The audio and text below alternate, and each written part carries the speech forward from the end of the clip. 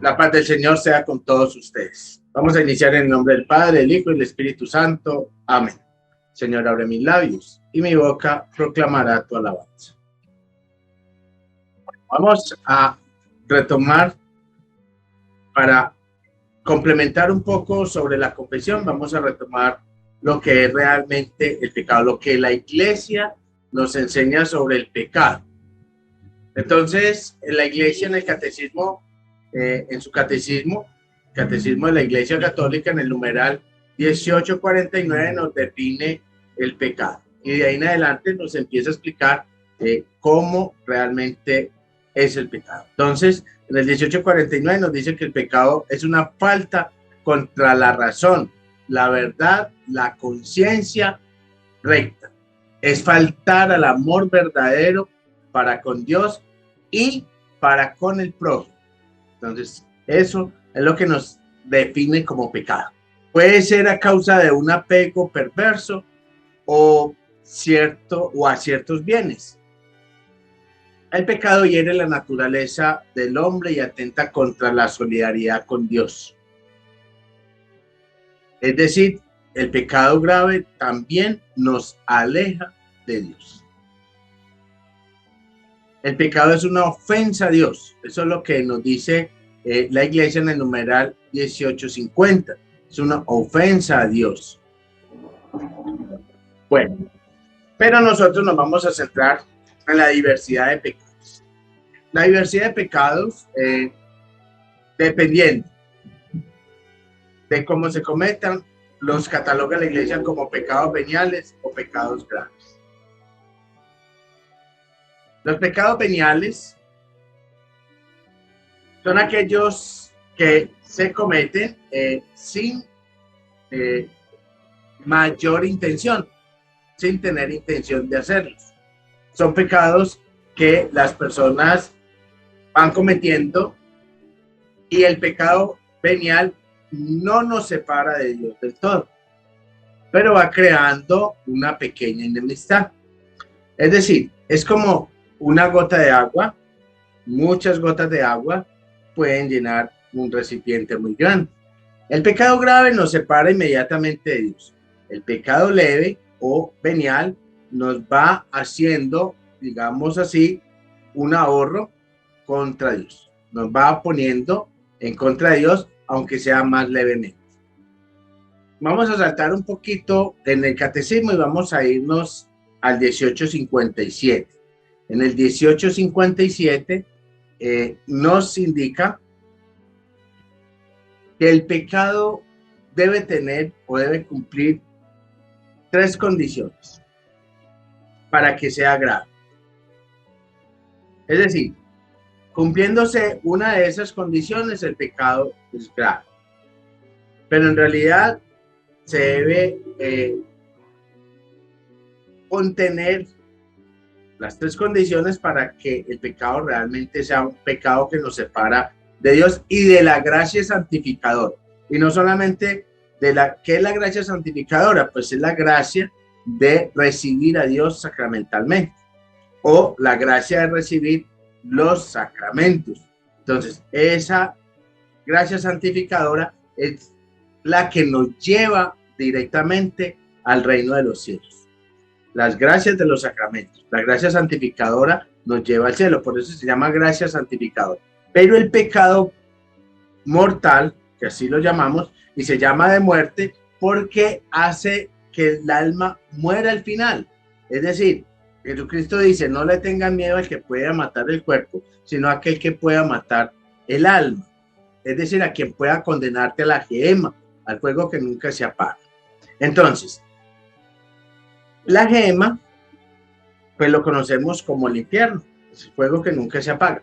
Pero ¿quién puede enviarnos allí? Allí nos puede enviar únicamente Cristo después de la segunda venida. Pero la gracia santificadora de los sacramentos hará que Cristo nos lleve al Padre, nos lleve al cielo. Ahora bien, el pecado nos priva de esa oportunidad de poder ser salvados. Entonces nos separa completamente de Dios.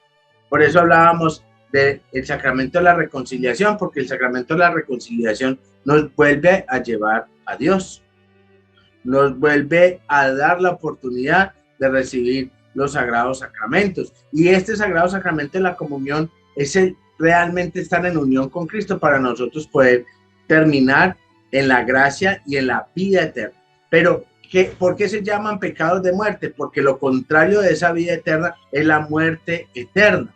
Pero, ¿podríamos morir 2 veces? No, el cuerpo fallece, pero el alma solamente podría morir una vez. En la segunda venida de Cristo podría el alma ya morir eternamente. Por eso los pecados se les llaman pecados mortales, pecados que nos van a llevar a la muerte eterna, que van a dejar que nuestra vida, nuestra alma termine en la gehenna. Por eso es que son llamados mortales. No solamente, no es que maten el cuerpo en sí, la carne, no, sino el alma, que es mucho más grave que el cuerpo. Por eso Jesús le decía a Pedro: ¿de qué sirve ganar el mundo si tú vas a perder tu alma? Muchas personas ruegan, piden y realmente oran permanentemente pidiendo por necesidades corporales. Está bien hacerlo porque a Dios se le pide todo, pero no quedarnos allí. El problema está en que pensamos que Dios solamente son para las cosas terrenales, para sentirnos bien, estar bien y tener todo lo que necesariamente podríamos alcanzar en esta tierra. No, debemos de ir un poco más allá, de ir un poco más y ahondar más un poco en la verdadera realidad de nuestra existencia. Nosotros tenemos un alma que se asemeja a Dios en lo eterno. Nuestra semejanza con Dios está en lo eterno. Entonces, es un alma que no va a perecer. Puede morir. Y aquí tenemos que armar una diferencia en lo que se llama morir y lo que se llama fallecer el cuerpo. Nosotros, el cuerpo de nosotros fallece, ¿cierto? Pero nuestra alma tiene la condición eterna, es decir, el soplo de Dios eterno, y eternamente podríamos estar en la vida eterna, o sea, en la gloria de Dios, o en la muerte eterna, o sea, en la gehenna. Pero ¿cuándo va a ser aquello? Cuando venga Jesús con toda su gloria y su poder a juzgar de nuevo a quienes estén vivos y a quienes estén fallecidos. Así se llama, a quienes estén muertos. Es decir, a quienes su alma ya hayan sido condenados o liberados en la primera juicio particular. Ya después hablaremos de los juicios, el juicio final y el juicio particular. Pero el alma entonces puede tener la vida eterna en el paraíso o puede tener la muerte eterna en la gehenna, que significa el fuego que nunca se apaga. Eso es lo que significa la palabra gehenna. Y allí es lo que anuncia Jesús, que el día estas almas serán apartados malditos de mi Padre y lanzados al fuego que nunca se apaga. Eso será pues cuando veamos el juicio final y el juicio particular. En este caso entonces, los pecados que nos separan de Dios, los llamamos de muerte por eso, porque eventualmente le darán la muerte al alma. Los pecados se valoran según su gravedad. Como nos dice por allá el artículo 1854, se valoran según su gravedad, veniales o mortales, ¿cierto? La Iglesia separa esos dos, según la gravedad del pecado, según los hechos del pecado. Pero nos dice, se necesita 3 condiciones para que un pecado sea mortal. Son 3 condiciones. Primero, lo que tiene que ver con el objeto en sí. ¿Qué es el objeto del pecado? El objeto es a quien se comete o con quien se comete el pecado. Entonces, la primera persona con que nosotros podemos cometer pecados es pecado directamente contra Dios. Podemos cometer pecados contra Dios cuando nosotros abusamos del espíritu que nos da Dios. Es decir, abusamos de nuestros carismas, abusamos, porque nosotros ya sabemos que si cometemos pecados contra la iglesia, pues sabemos que es grave. Es decir, enseñar una doctrina que la iglesia no enseña, ya sabemos que es un pecado grave, porque por ende, pues nos estamos separando directamente de la iglesia. Y enseñar esas doctrinas es directamente grave y eso no es como grave. Entonces, no podríamos, esos son directamente con la iglesia y por eso serían directamente con Dios. Pero hay unos pecados que no creemos que es directamente con Dios. Y son los pecados que nosotros cometemos hacia los carismas que Dios nos ha dado. Muchas personas dicen, pero es que yo no sé qué carisma tengo. Yo no sé para qué sirve. Bueno, los carismas, recordemos que son habilidades que el Espíritu Santo nos da. Habilidades para desarrollarnos en este mundo. ¿Qué carismas puedes tener? Bueno, tú puedes tener el carisma de ser padre de familia, el carisma de ser madre de familia, el carisma de ayudar, el carisma de aconsejar, el carisma de enseñar en un colegio, enseñar a sus hijos. Bueno, son diversidad de carismas que Dios te ha dado y esas son las habilidades que tú tienes. Incluso carisma para hacer pan, para hacer determinadas labores. Abusar de esos carismas.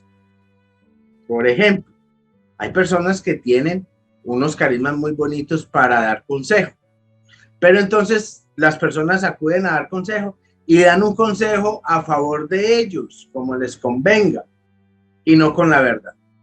Esa clase de faltas es un pecado directamente con Dios. El sacrilegio. El sacrilegio es coger las cosas sagradas de los templos y abusar de ellos o retirarme con ellos. Esa clase de sacrilegio también es pecado directamente con Dios. Entonces, esos son los primeros. Los pecados con Dios es el objeto. El primer objeto es Dios. El segundo objeto es nuestro prójimo. Dependiendo del prójimo. Porque no es lo mismo pecar con la mamá que pecar con un desconocido. ¿Cierto? Entonces, eso es el objeto. El objeto es con quién cometemos nosotros los errores. Así que muy bien. Entonces, los pecados más graves, según el objeto, son los pecados directamente contra Dios. El sacrilegio, como les acabo de decir, que es coger las cosas sagradas, que yo fui a una iglesia, que me saqué una silla, que me la robé, que no la devolví, que fui, cogí un mantel de la iglesia, un cirio de la iglesia para tener un recuerdo, porque era una iglesia de un santuario, entonces yo quise cogerme un cirio y llevarme un cirio, yo quise llevarme un florero de la iglesia. Todo lo que haya dentro de un templo está en un sitio sagrado. Y cualquier cosa que tú retires de allí, da un pecado que se llama sacrílego. Es decir, que estoy abusando de las cosas sagradas. Y ese pecado de por sí es un pecado grave y dependiendo de lo que tú cojas podría ser un pecado gravísimo. Entonces, el Código de Derecho Canónico ya nos señala grave y gravísimo. Gravísimos ya son pecados que nos van directamente a una investigación de excomunión o que nos dan excomunión de sentencia dictada. En el Código de Derecho Canónico hay una frase que se llama late sentencia.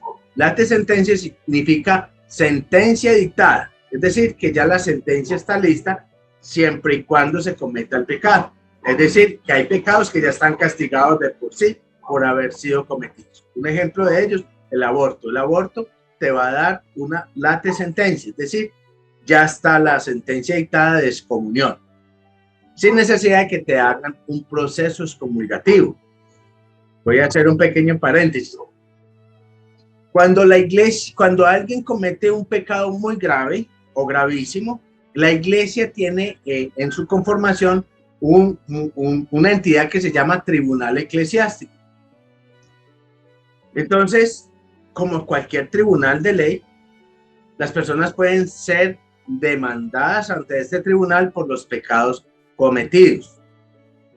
Y al ser demandados a este tribunal, entonces la persona entra en una cosa que se llama entredicho. El entredicho significa que está en investigación si la persona tiene un pecado de excomunión y la iglesia debe excomulgarlo o no. Esos son pecados que se investigan igual que cualquier delito. Allí hay unos tribunales eclesiásticos para ciertas ocasiones cuando los católicos denuncian a otro católico o denuncian un sacerdote que comete un delito contra la moral o a cualquier otro católico. Entonces dicen, mire, yo vi a Albeiro cogiendo el Santísimo, abriendo el sagrario y se llevó el Santísimo para su casa. Entonces lo denuncian ante un tribunal. El tribunal empieza a investigar si es cierto. Si ellos logran saber si es cierto, entonces el obispo dicta un decreto de excomunión. Dice, se excomulga a Albeiro Serna por sacrílego. Por sacrilegio. Más o menos así funcionan los tribunales eclesiásticos. No solamente funcionan los tribunales eclesiásticos para pedir nulidad de matrimonio, no. Los tribunales eclesiásticos funcionan como cualquier otro tribunal, dependiendo la falta a la ley del Código de Derecho Canónico. Por eso un buen católico es bueno que por lo menos sepa algo del derecho canónico, sepa los pecados que están allí o las faltas que puedes cometer ante la iglesia y ser excomulgado. Pero también vas a encontrar algunos pecados y algunas normas que ya tienen una excomunión late sentencia. Quiere decir que no necesitan hacer una investigación según el hecho para que tú quedes excomulgado. Y ese pecado que acabo de decir, de sacrilegio, de coger el Santísimo y llevármelo para la casa, ya la excomunión ni siquiera necesita que lo sepa el tribunal. Cuando la iglesia dicta la alta sentencia, significa que lo dictó en la tierra y que Cristo lo dictó en el cielo. Así que si usted coge el Santísimo, usted comulgó, sacó el cuerpo de Cristo, se lo llevó lo envolvió y se lo llevó para la casa, usted comete un acto de sacrilegio directo, eres sacrílego y fuera de eso la sentencia ya está dictada. Es decir, ya quedas excomulgado. Eso significa late sentencia. Estás excomulgado de la iglesia porque has cometido un sacrilegio contra la iglesia. Muchas personas no conocen esta clase de, pues les queda muy difícil conocer estas clases de sacrilegio. Entonces dice, bueno, ¿y qué más podría yo hacer que yo no caiga en cuenta? Mira, cuando tú vas a dar la ofrenda en la iglesia, muchas personas dan billetes falsos, sabiendo que es falso. Entonces van y colocan el billete falso, echan ahí los 5,000 pesos falsos y sacan 4,000. Se han robado a la iglesia la ofrenda de la iglesia, la ofrenda de otros. Eso da excomunión, late sentencia. Porque eso es ir en contra directamente de la ofrenda de la iglesia, directamente ante Cristo. Y ya tiene excomunión late sentencia. Un hombre, una mujer, digo hombre y mujer porque hay libertad de sexo, no hay, eso ya lo elige cualquier persona, ¿cierto? Respetando la libertad de sexo, la mujer o un hombre que tenga relaciones con un ministro ordenado, tiene excomunión late sentencia. ¿Qué quiere decir? Que si usted, querido amigo o querida amiga, tiene relaciones sexuales con un sacerdote que es un ministro ordenado, con un presbítero, usted está excomulgado late sentencia. Y reservado el pecado. ¿Qué quiere decir reservado el pecado?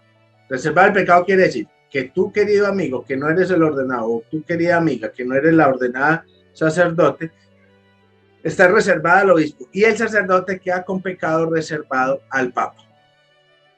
¿Qué quiere decir? Que solo el papa puede levantarle la excomunión al presbítero.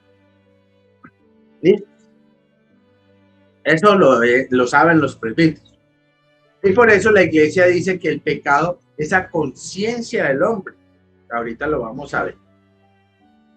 Otros pecados contra la iglesia. Entonces, para que tú digas, yo tuve una relación con un presbítero. Tú estás reservado, tú no te puedes confesar. Con otros presbíteros ni con él mismo, porque tienen todavía la conchuda de confesarse con el mismo presbítero. Y el mismo presbítero le dice, no, tranquila, o tranquilo, yo te absuelvo y ya, no pasó nada. Sí pasa. Y ahí es comunión lacte sentencia. Entonces, tienen que tener en cuenta las queridas personas o los queridos jóvenes que les gusta estar en las parroquias o se enamoran y tener relaciones con los presbíteros. Eso es bueno que ustedes lo sepan. Yo no se los estoy prohibiendo, pero sí es bueno que ustedes sepan que eso da una excomunión de la iglesia y que no se puede confesar con el mismo presbítero. Y está reservado el pecado al obispo, que es el que puede levantar la excomunión. Eso es bueno para las personas que tienen sus hijos, sus hijas en las parroquias ayudando. Es muy bueno que ayuden a las parroquias, pero ten en cuenta que muchas de estas niñas o de estos jóvenes se enamoran de los sacerdotes. Y puede pasar que se excomulguen, y recordemos que al estar excomulgado es estar sin los sacramentos, sin el acercamiento a Dios, y por ende está en pecado de muerte y por ende su alma va a morir al final. Y muere desde el primer juicio particular.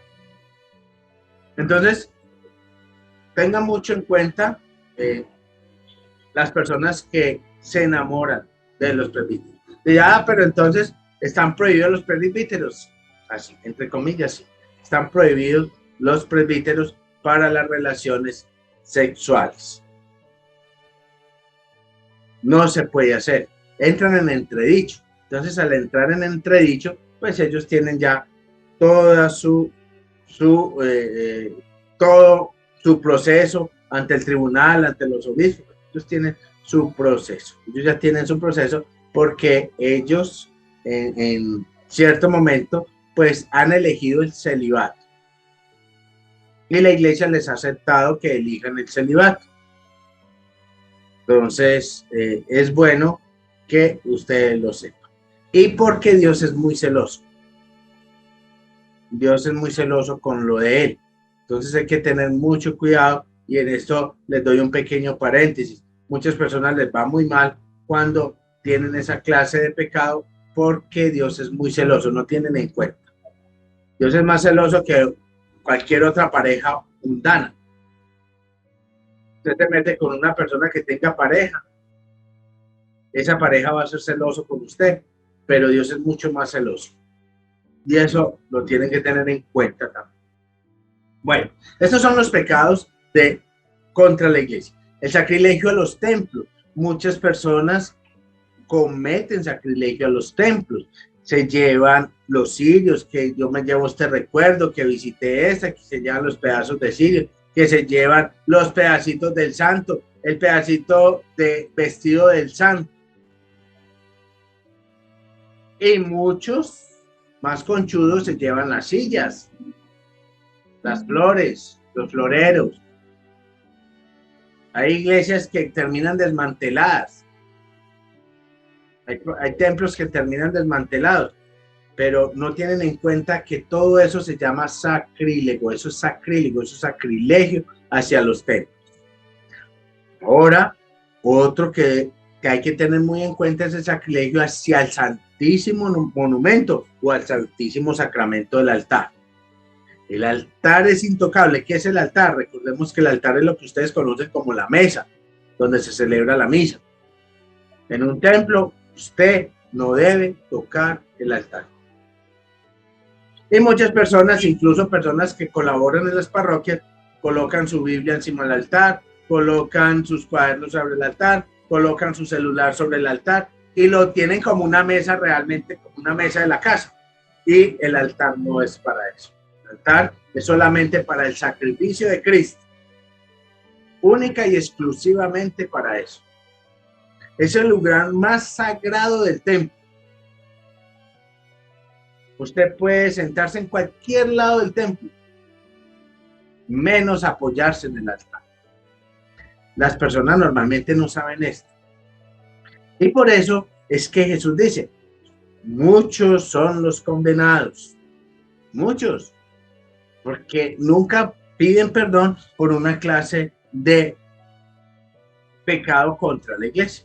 Pero ¿qué tiene colocar un libro sobre una mesa? Pues la iglesia lo concibe como el lugar más sagrado del templo. Y por ende, abusar de ese lugar se llama sacrilegio. Así lo concibe la iglesia. Cuando la iglesia lo cambie, entonces nosotros cambiamos de actitud. Por ahora hay que respetar la actitud según el mandato exclusivo que nos da la iglesia. Y esto nos lo da siempre en el Código de Derecho Canónico. Las personas que son un poquito más activas van a averiguar en el derecho canónico y allí van a encontrar los sacrilegios contra los altares.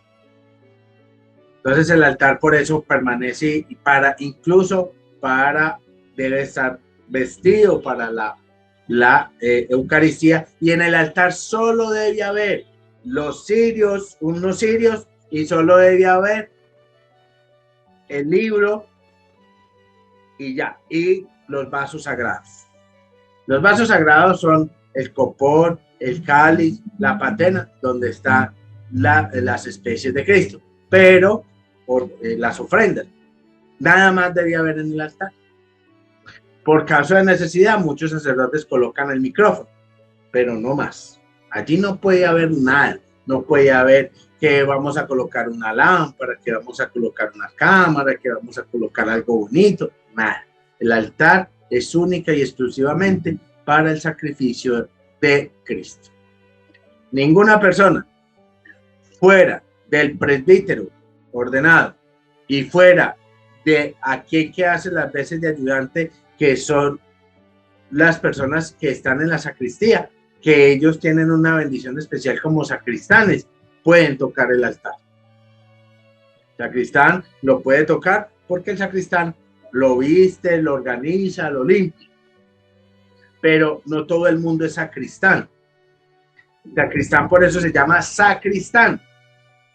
Significa, y sacristía significa quien está en la sacristía. Y sacristán significa que puedo coger las cosas sacras. Es decir, que es el que está autorizado para las cosas sacras o sagradas. El sacristán puede hacerlo por el altar. Por eso tiene un título especial. Por eso cuando ustedes van a su templo van a ver, él es el sacristán, él es el que puede tocar el altar para ciertas cosas. De resto, no. De resto, no.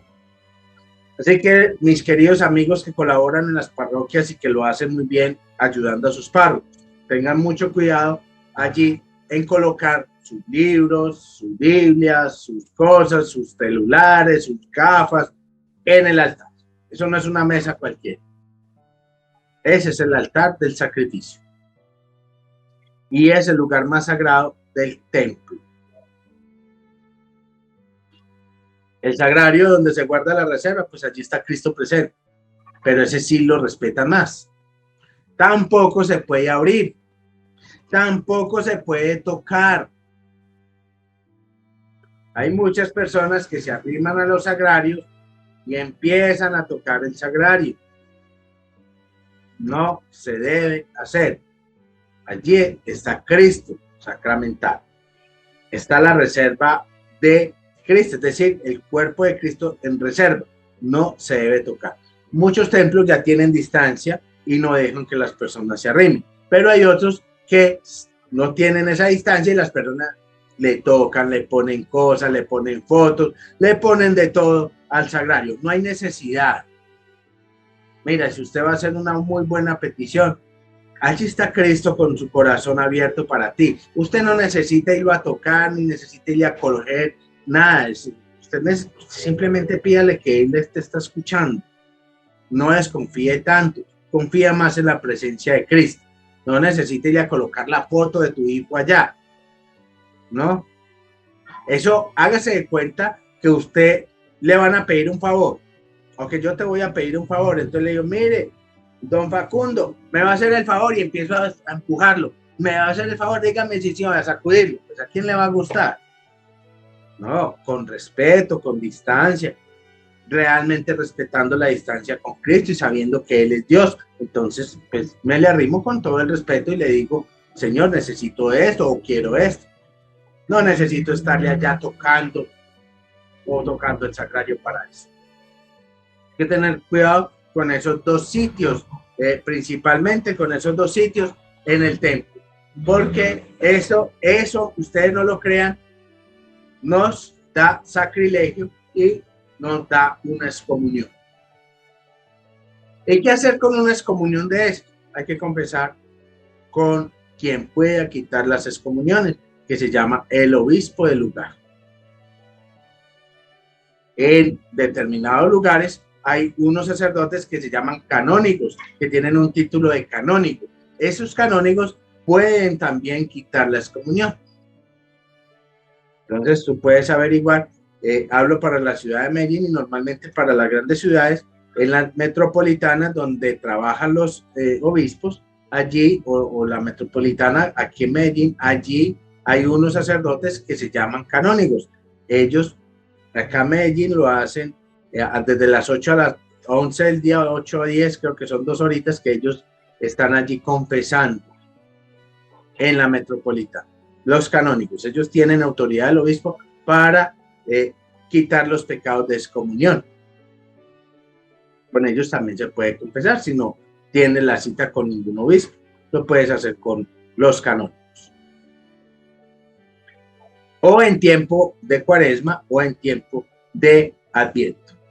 Esos dos tiempos también son muy especiales y en esos dos tiempos los presbíteros pueden quitar las excomuniones.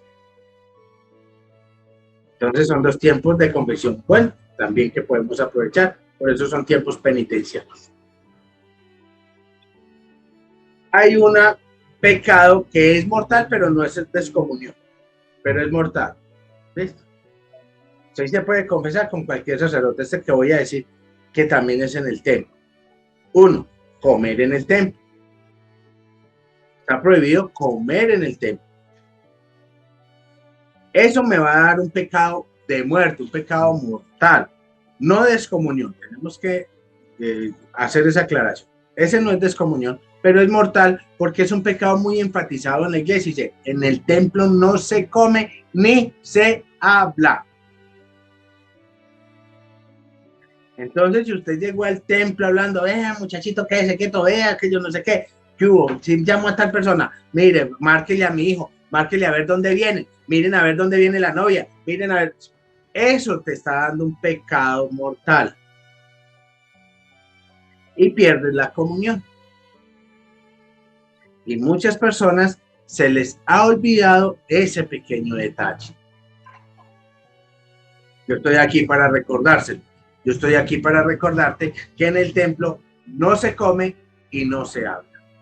Y mucho menos por teléfono.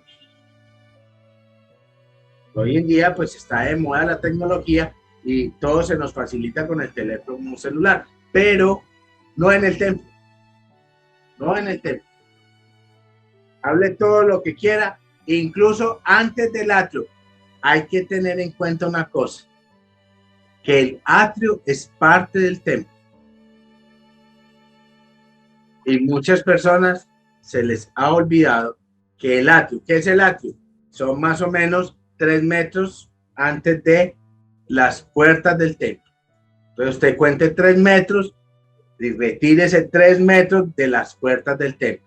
De ahí, 3 metros antes es el atrio, eso se llama atrio, son 3 metros. Ese atrio es parte del templo. Y si usted se para en la puerta del templo, no, ya no estoy en la iglesia, ya estoy afuera, no, está en el atrio, está en el templo. Tiene que separarse 3 metros y hace su llamada. Entonces, tenga muy en cuenta eso y dice, pero ¿por qué es tan estricto? La iglesia siempre lo ha dicho. La iglesia, desde que ustedes eran niños, les está diciendo, en el templo no se come, en el templo no se habla. Desde que ustedes eran unos niños, la iglesia se los enseñó. Y les dijo, hacer eso es pecado. Los sacerdotes le dicen, por favor, no hablen en el templo. Tienen que pedir el favor, ¿no? Usted como buen católico debe saber que eso es un pecado mortal. Porque es un pecado que da antesala al sacrilegio. Usted está abusando de lo sagrado. Usted no está respetando el templo santo de Dios, que es casa de oración. Eso es lo que no tenemos que tener en cuenta. Y empezamos a cometer avances hacia los sacrilegios graves. Es pecado grave comer en el templo y comer y hablar en el templo. Así sea en voz baja. Así sea en voz baja. En el templo, es muy clara la iglesia, en el templo no se habla. Así de sencillo. Y no dice, en el templo se habla en susurro. No. En el templo no se habla. Téngalo muy claro. Porque muchas personas lo cometen. Entonces dicen, no, pero es que yo estoy haciendo en el templo virtual. Si usted está en misa, usted no debe hablar frente a su televisor o frente a su computador o frente a su teléfono. Debe retirarse para hacerlo. Si usted está acompañando y no está en la misa, voy a hablar. Pero si usted está en la misa y está celebrando la misa, no debe hacerlo. ¿Cuál es la diferencia de celebrar y estar ahí? El que está ahí mirando la misa y puede estar haciendo otras actividades. ¿Cierto? Es como el que está por fuera de la iglesia y está viendo a las personas que están en misa. Es exactamente igual. Pero si usted está participando de la misa, usted está dentro del templo virtual y debe respetarlo tal cual. Eso lo tienen que tener en cuenta. Ah, es que los niños pequeños. Hay esa regla, esa excepción entre los niños pequeños. Los niños pequeños pueden hablar. Ellos no entran en pecado porque para el pecado, como lo vamos a seguir viendo, se necesita la conciencia. Esos niños no tienen la conciencia y no pueden entender de que están pecando. Pero yo le tengo que hablar al niño. Bueno, esas son las excepciones que hace la iglesia. Yo le debo hablar al niño para corregirlo. Venga, siéntese aquí, quédese quieto. Eso es normal. Lo que prohíbe la iglesia es el ocio de hablar. No la necesidad que a veces hay para comunicación. No, es que había una señora y le dije, señora, por favor, venga, siéntese, yo le voy a dar bien hacer. Usted puede hablar porque esto no es un ocio.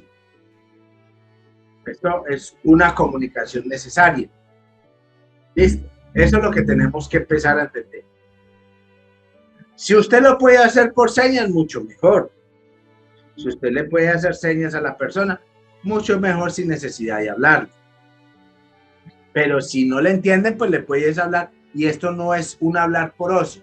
¿Qué es el hablar por ocio? Es sentarme con la otra persona. Usted sí apagó la olla. Usted sí miró que el carro le hubiera quedado las luces apagadas. Usted sí cerró bien el carro. Mire a ver, vaya, mire a ver si le está pasando algo al carro. Oiga, usted sí llamó a fulanito ayer para la fiesta. ¿A qué horas piensan venir a la iglesia? Todas esas clases de conversación son ocio. Esas son las que no se deben hacer. Si hay la necesidad de una comunicación, pueden hacerlo. La necesidad de una comunicación. ¿Ves? Ah, es que me entró una llamada. Usted debió tener el celular apagado desde que entró. Porque si usted entró al templo, si usted vino al templo virtual y ya tiene el celular listo para mirar a ver quién lo llama, pues usted no tiene la disposición para rezar. Usted no está disponible para estar con Dios. Usted está disponible para otras personas, para otra clase de actividad.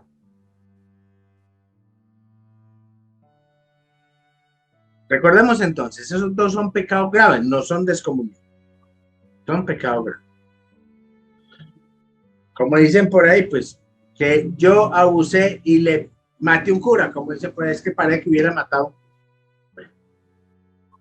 Pegarle a un sacerdote, simplemente irle y darle un puñetazo o pegarle al sacerdote revestido de Cristo en la misa es un acto de sacrilegio y descomunión late sentencia. No se le puede hacer nada al sacerdote que esté allí revestido para la misa o que esté confesando. Ah, no, es que el sacerdote estaba en la calle y es que me sacó la raya porque me quitó mi mujer. Bueno, eso ya es diferente. Eso ya es diferente. No está revestido para la misa. Entonces, hay que saber diferenciar. Si el sacerdote no está revestido para la misa, pues está obrando como el nombre de él. El nombre de él. Pero si está en el templo revestido para la misa, están obrando en nombre de Cristo y como Cristo. Así que no se puede tocar. Esa es otra de las cosas que tenemos que tener en cuenta. Estamos hablando con el sacerdote que es el que está en nombre de Cristo o como Cristo allí en el templo. Bueno, nos queda fácil de identificar entonces los pecados de sacrilegio, los pecados de excomunión, la sentencia directos contra el sacramento del altar o contra los templos. Hay otra moda que hay por allí, que hay sacerdotes que hacen oraciones de liberación, de sanación, que son muy buenas, pero cometen un error, que a veces salen con la custodia por el templo y las personas la tocan. También me ha tocado mirar esa clase de situaciones. Eso es una excomunión late sentencia, porque la custodia, yo les voy a decir, la custodia es donde está el cuerpo de Cristo, que parece como una sol, o a veces aquí pues los ponen en una crucecita. Eso se llama custodia el cuerpo de Cristo, que puede ser de muchos materiales. Entonces, pero allí está Cristo expuesto. Quien toque esa custodia no se puede tocar ni por el sacerdote cuando el Cristo está, cuando Jesús está expuesto en ella, para que vea cómo es la vida. Ni siquiera el presbítero la puede tocar con sus manos. Debe hacerlo, bueno, cubriendo de alguna manera sus manos. Un laico no lo debe hacer de ninguna manera. Y se está cometiendo el error de que hay sacerdotes que pasean la custodia por el templo, que no se debe hacer, que no está permitido hacerlo. Solamente se puede pasear el cuerpo de Cristo por el templo un día en el año que se llama Corpus Christi. Solamente ese día se puede hacer la procesión con el monumento o con el cuerpo de Cristo. De resto, ningún otro día se puede pasar la custodia por el templo. Usted como buen católico debe entenderlo. Y si ves a su sacerdote haciendo esa clase de error, corrígele con amor. Acérquesele al sacerdote y dígale, padre, no, usted sabe que no se puede pasear el cuerpo de Cristo por todo el templo, así sea el templo. No se puede hacer, no se debe hacer. Pues de poderse hacer, se hace porque lo hace, sino no se debe hacer. Solamente un solo día en el año se hace la procesión con el Corpus Christi. Y otro día con el copón, pero tapado, que es el Jueves Santo. Antes de colocarlo en el monumento, el sacerdote lo lleva por dentro del templo, pero tapado. No en exposición, no en la custodia de exposición. Y hay que tener cuidado con esa custodia de exposición. No se puede pasear por el templo. El sacerdote solamente la debe levantar y debe hacerlo con un elemento que se llama una capa pluvial. Lo coge y lo bendice y bendice al pueblo. O con la estola o con un corporal. El hecho es que sus manos no toquen la custodia. Ustedes lo pueden apreciar, lo pueden ver que así lo hacen. Entonces, si el sacerdote no lo puede hacer o no lo debe hacer, menos un laico. Entonces, cuando lo pasan por el templo, las personas tocan la custodia. Miren, ¿qué es lo que pasa allí? Allí está Cristo expuesto. No deben de estar pegándole a Cristo. ¿Para qué? No hay necesidad. Jesucristo te está escuchando. Él es Dios. Él tiene poder para escucharte. No necesita usted hacer eso. Tiene poder para escucharte. Y cuando recibes la bendición, recibes la bendición en pleno de Él. Así que confía más en Dios y no confíe tanto en mí. Que no la toqué, entonces no me voy a sanar. Entonces no me va a escuchar. No pasa nada. Usted pídale con confianza y no cometa estos errores que la iglesia señala.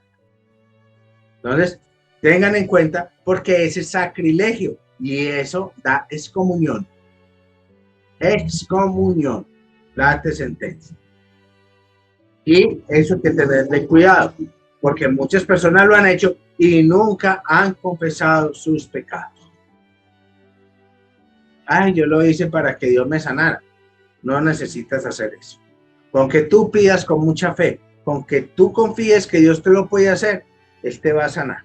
Él está allí, te va a sanar. Y además está expuesto y con la bendición que haga el presbítero, con eso te sirve bastante.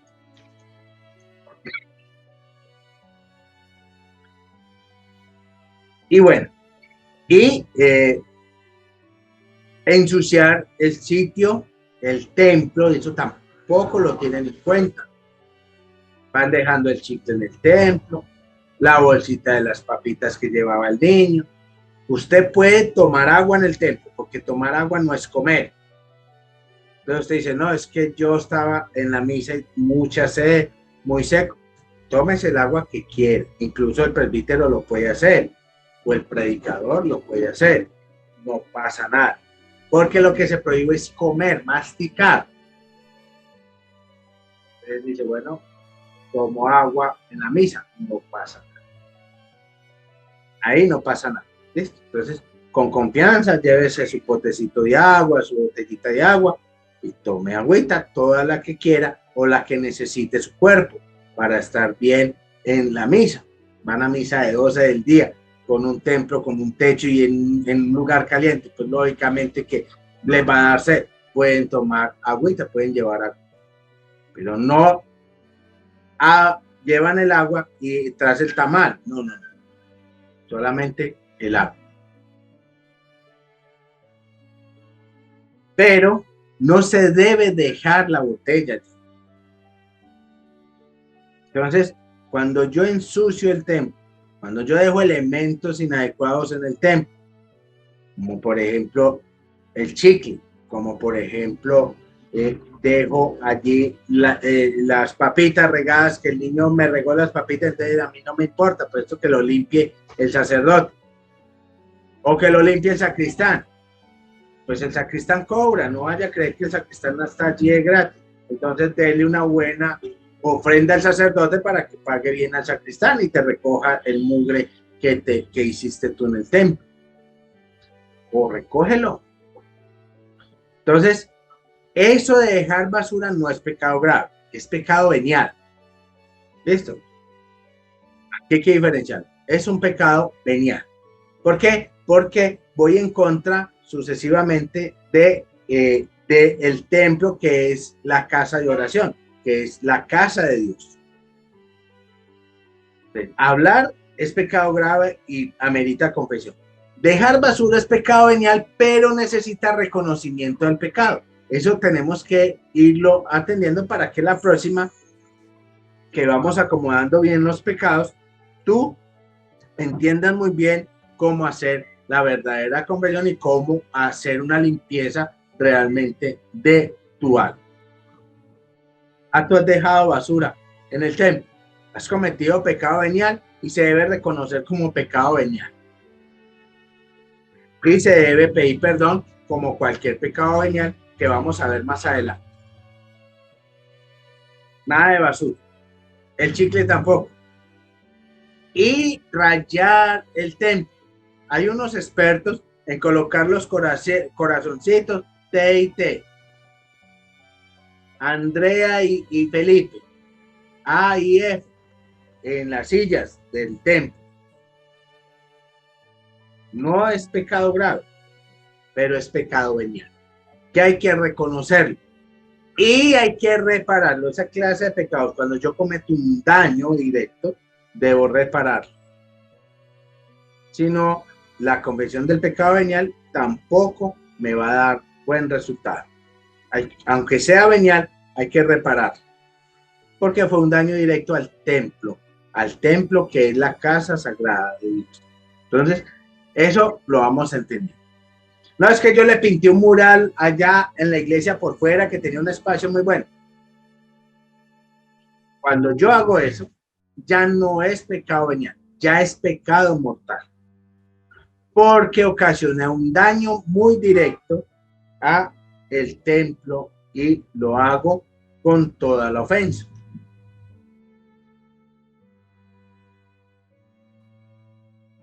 No, es que yo llevé el perrito al parquecito de la iglesia, que es el mejor. Y como el cura no está por ahí para que me regañe, entonces yo lo llevo a pasear a mi perrito allá al parquecito de la iglesia, al lado del atrio, o el que está alrededor del templo.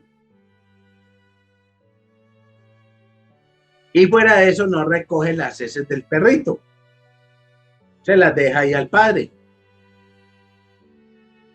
No a los peligreses que cuidadosamente se van a ir a rezar.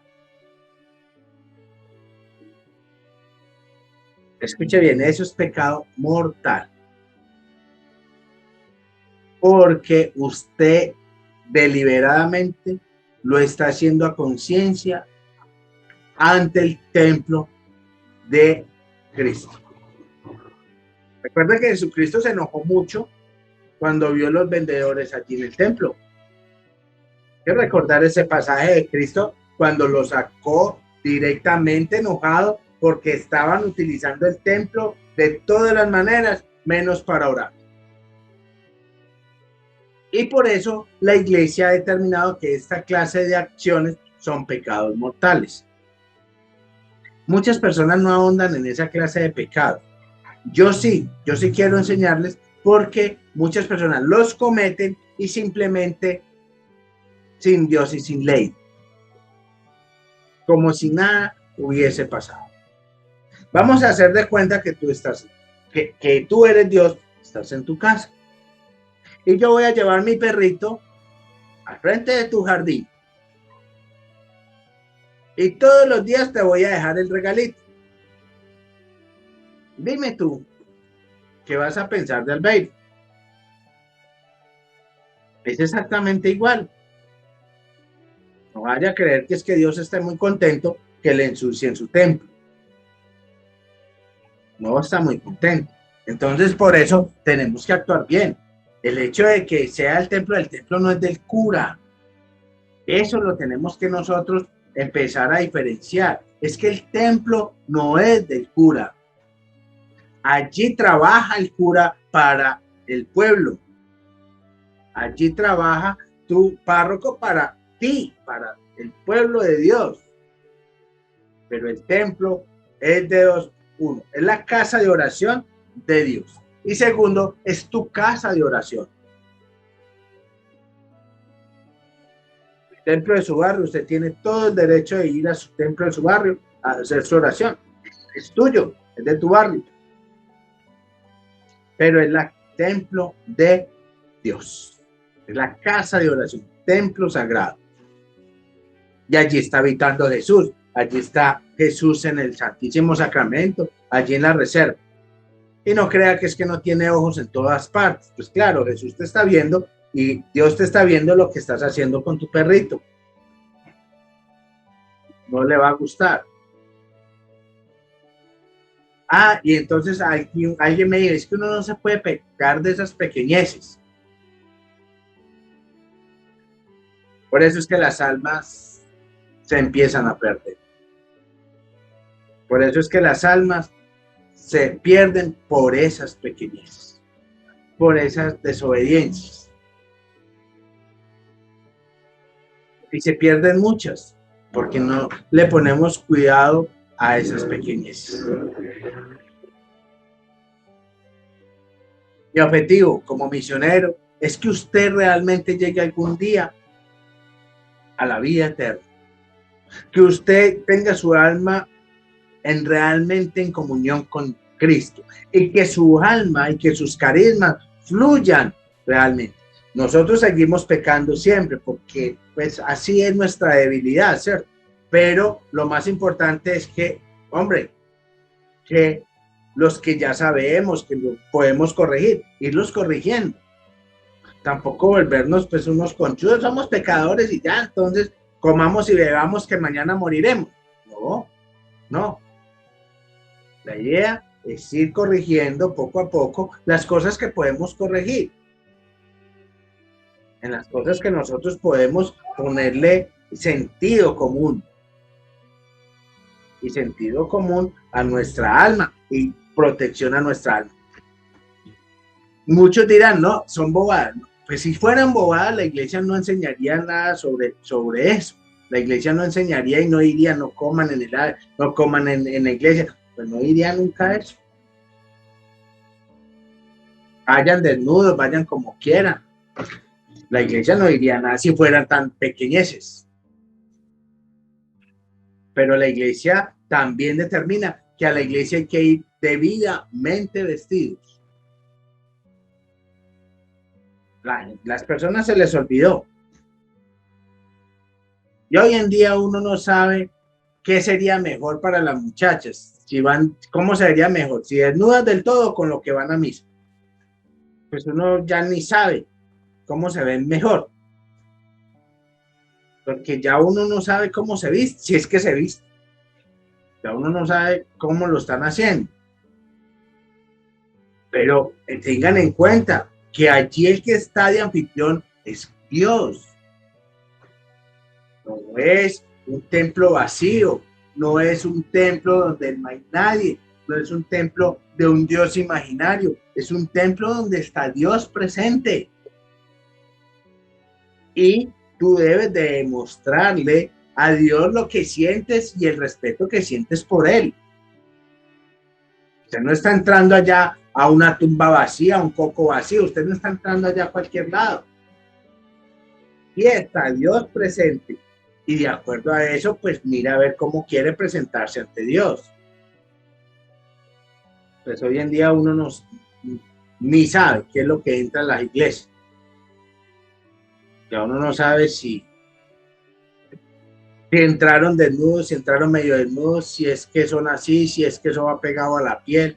Uno no sabe cómo, y se pregunta uno, ¿cómo hace una persona, una joven o un joven? Estoy hablando de lo más que todos los jóvenes. ¿Cómo hace para presentársele a Dios de esa manera? Eso es lo que debe pensar el joven. Es decir, no, es que yo voy ante Dios, no voy a ir allá a un templo vacío.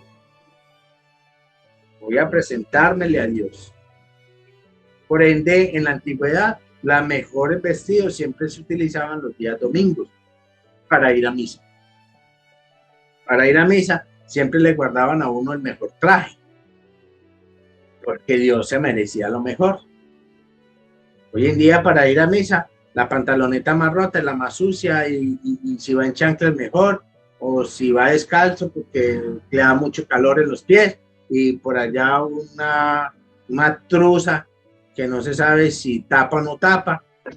Bueno, y van supuestamente con la libertad de expresión, pero es que está bien que usted utilice su ropa como quiera, salga desnudo las veces que quiera, pero por favor, mire que allí en el templo está Cristo, está Dios, y usted se le está presentando es a Dios. Yo les dejo hasta ahí para que ustedes, por lo menos en lo de los sacrilegios, tengan mucho cuidado. En el cuidado del templo, mucho cuidado. En no llevarse en cosas del templo, que me voy a llevar en nada de eso, nada de eso. Y si ya lo hicieron, hoy lo reconocen y ya saben que eso fue pecado, pueden hacer una buena confesión. De eso se trata esta enseñanza, que yo ya lo hice. Pero es que yo me llevé un santico de allá de la iglesia. Una vez por aquí lo tengo, repóngalo, vaya, llévelo, devuélvalo. vaya devuelva. Eso no es suyo, eso es del templo. Vaya devuelva lo que eso pertenece al templo. Y haga su confesión.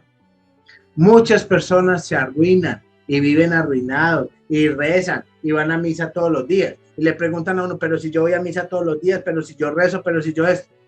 Sí, pero es que usted no está en comunión con Cristo. ¿Y por qué? Porque has cometido esta clase de pecados. Y entonces está ahí pegado, pegado y pegado. Por eso es muy bueno la confesión. Por eso es muy bueno saber que hay que confesar. Porque muchas personas dicen, sí, muy bueno confesar, pero es que yo hay que me confieso. Yo no robo, yo no mato, yo no le pego a nadie. Pero lleva el perrito a pasear a la iglesia. No, no tengo perro. Habla en la iglesia de vez en cuando. Contesta la llamada de teléfono. Ya, sí, mire que si tiene esos pecados. Lo que pasa es que usted nunca sabe que esos son pecados. ¿Bien? Bueno. Hay un pecado que es venial, pero muy consecutivo en el templo. Y es la distracción por acción. ¿Qué se llama distracción por acción? La distracción por acción es distraerme en la acción de los demás. Entonces, no, yo estaba ahí concentradito con el padre, pero pasó la mona que estaba más querida. Y hasta ahí le llegó su misa. Uy, no, pasó mi vecino. Y yo que, mejor dicho, tengo que recogerme las babas cuando pasa mi vecino. Y ya empieza su distracción por acción. Eso nos va cometiendo un pecado venial, porque nos saca de la misa. Mira, anteriormente para evitar eso las mujeres llevaban un velo. Las mujeres se cubrían su cara para evitar que los hombres estuvieran allá molestándole y teniendo esa distracción salidos de misa.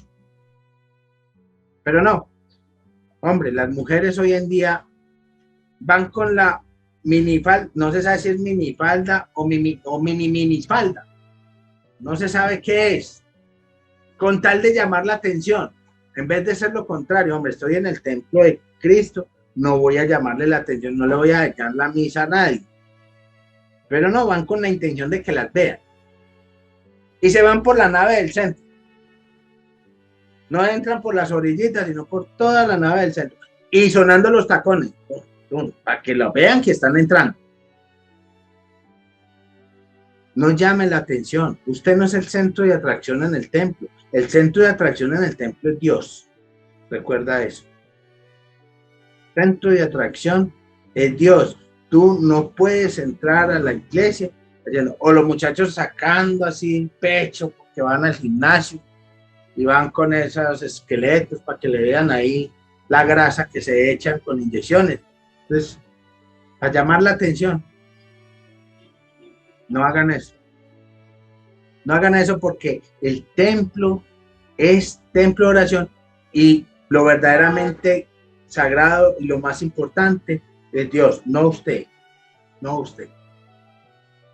Cuando usted hace eso, usted está haciendo la distracción y está sacando de oración a muchos. Y cuando tú lo haces con esa intención, porque es que hay personas que lo hacen con esa intención, suenan los tacones y dejan caer el llavero para agacharse, para que las vean que se agacharon a recoger el llavero, o para que otros corran a recogerle el llavero. Si usted lo hace con esa intención, usted está cometiendo pecado grave. Y muchos lo hacen con esa intención.